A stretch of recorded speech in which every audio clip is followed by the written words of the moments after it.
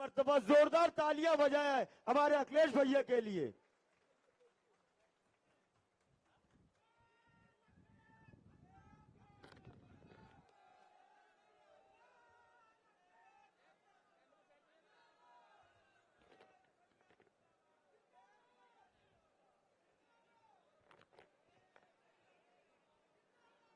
मंच पर हमारे साथ समाजवादी पार्टी के हमारे प्रदेश के अध्यक्ष, समाजवादी पार्टी से विधायक आदरणीय अबू आसिम आजमी साहब, और जिनके बुलाने पर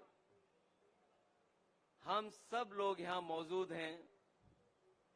जिन्होंने लगातार जनता के बीच में रहकर, आप लोगों के बीच में रह करके समाजवादी पार्टी का न केवल झंडा उठाया है, बल्कि मैं देख रहा हूं मेरे मन से लेकर के आखिरी तक, जहां तक मैदान दिखाई दे रहा है मुझे, सभी लाल टोपी पहना करके समाजवादी पार्टी में जोड़ने के लिए, और यहां से समाजवादी पार्टी के प्रत्याशी नौजवान साथी इरशाद भाई जागीरदार जी का मैं बहुत बहुत धन्यवाद और आभार प्रकट करना चाहता हूं। हमारी पार्टी के विधायक रईस शेख साहब, समाजवादी पार्टी से सांसद इकरा हसन जी, विधायक नाहिद हसन जी, मंच पर उपस्थित कैलाश भाऊ जी, नरेंद्र भाऊ, महेंद्र दादा सिरसाठ, गुड्डू भाई काकर, अकील अंसारी जी, जया ताई, अमीन पटेल जी, तेजस रण सिंह, उमेश माहिले से लेकर के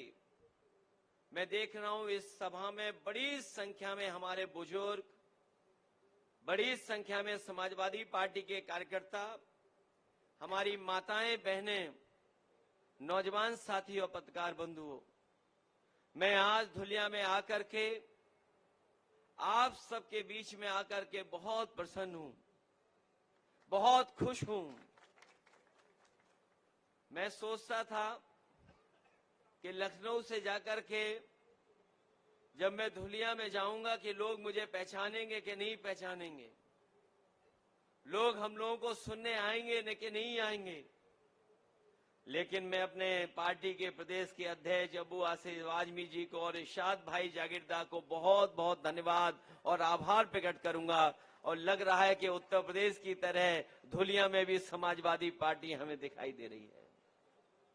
आज जब मैं सुबह निकला हूं, सबसे पहले आपकी और आसपास की कई जिलों की जिनकी जगह पर जाकर के लोग अपनी कामना करते हैं, देवी के दर्शन कर करके अपनी इच्छा को पूरी करने की कामना करते हैं, एक वीरा देवी के मंदिर में भी जाने का मुझे मौका मिला है।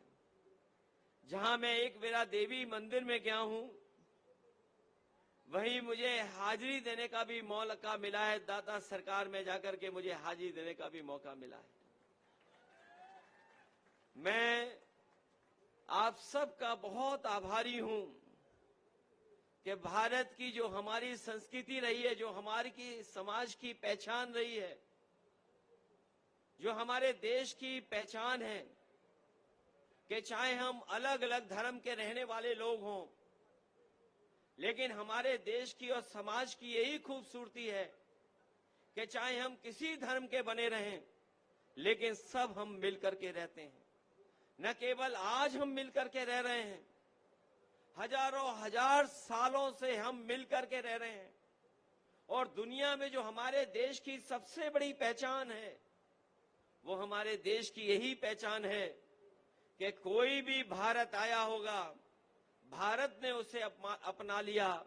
और भारत को अपना करके वो अपना हो गया। इसीलिए ये धरती वो है, न जाने कितने धर्मों को यहाँ पर रहने का मौका दिया है। न केवल धर्म मिलकर के रह रहे हैं, बल्कि इसी धरती में बहुत सारे धर्म बनकर के आज समाज को जोड़ने का काम कर रहे हैं। जहां हमारे समाज की ये पहचान है कि हम भाईचारे के साथ रह रहे हैं, और हमारे साथियों ने, जिस किसी ने भी इतिहास पढ़ा होगा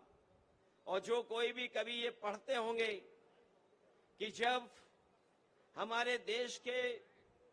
स्वामी विवेकानंद जी जब अमेरिका गए और अमेरिका जाकर के जब उन्हें भाषण देने का मौका मिला तो उन्होंने कहा कि मैं उस धरती से आया हूं जो धरती सबको स्वीकार कर लेती है, न केवल स्वीकार करती है बल्कि वो धरती है जिसके जहां पर सबसे ज्यादा टॉलरेंस है, एक्सेप्टेंस है कि जहां कोई आया उसे अपना बना करके दे दिया। लेकिन आज जब हम माहौल देखते हैं तो भारतीय जनता पार्टी के लोग हमारे और आपके बीच में नफरत फैलाने का काम करते हैं। ये नफरत फैलाने वालों को यहां से संदेश हमारे इरशाद भाई ने बहुत सफाई से दे दिया है। समाजवादियों ने बहुत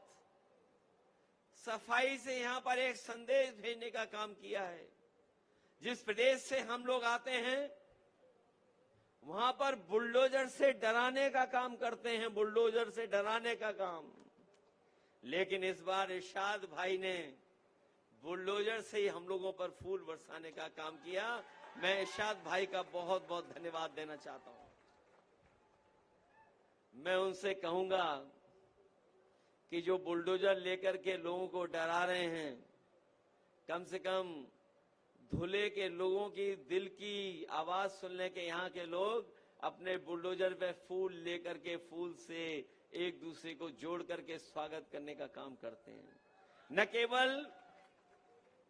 हम लोगों को फूल से स्वागत किया है बल्कि महाराष्ट्र की जो पहचान है वो हमारे सर पे फेटा पहना करके जो सम्मान किया है उसको हम समाजवादी लोग कभी भूल नहीं सकते। हम लोग कभी भूल नहीं सकते। हम आपको भरोसा दिलाने आए हैं कि ये चुनाव जो होने जा रहा है ये महाराष्ट्र का ऐतिहासिक चुनाव होने जा रहा है। हमारे बहुत सारे लोग जो यहां मौजूद होंगे उन्होंने देखा होंगे, न जाने कितने चुनाव देखे होंगे, लेकिन इतने दलों के साथ, इतने बड़े गठबंधनों के साथ कभी चुनाव नहीं देखा होगा। इसलिए जहां ये महाराष्ट्र का चुनाव है वहीं देश का एक ऐसा चुनाव है जहां पर ऐतिहासिक फैसले से न केवल महाराष्ट्र की राजनीति बदलेगी बल्कि देश की राजनीति भी बदलने का काम करेगी। हम लोग देखते हैं कि जहां पर महाराष्ट्र में महायुति गठबंधन की सरकार चल रही है, ये महायुति गठबंधन की सरकार जरूर है लेकिन महाराष्ट्र की जनता को महादुखी करने का काम इन्होंने किया है। इतना दुखी कभी लोग नहीं हुए होंगे जितना यहां महायुति की सरकार ने महादुखी किया है। और जिन लोगों ने कभी आंकड़े पढ़े होंगे और आज की खबर सुनी होगी, हमारा देश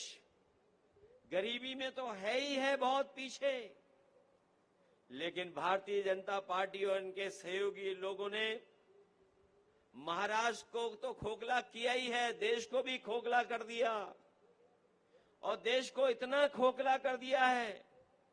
कि जब दुनिया में हमारे देश की गिनती होती है तो सोचिए हम लोग भुखमरी में दुनिया में अपना 5वां नंबर जो देशों का होता है उसमें सबसे आगे पाए जाते हैं। क्या कोई कल्पना कर सकता है? भारतीय जनता पार्टी ने तो सपना ये दिखाया था कि दुनिया की सबसे बड़ी अर्थव्यवस्था बन जाएगी हमारा भारत, लेकिन जब आज सूची निकल रही है तो हमारा देश जो भुखमरी के आंकड़े आए हैं,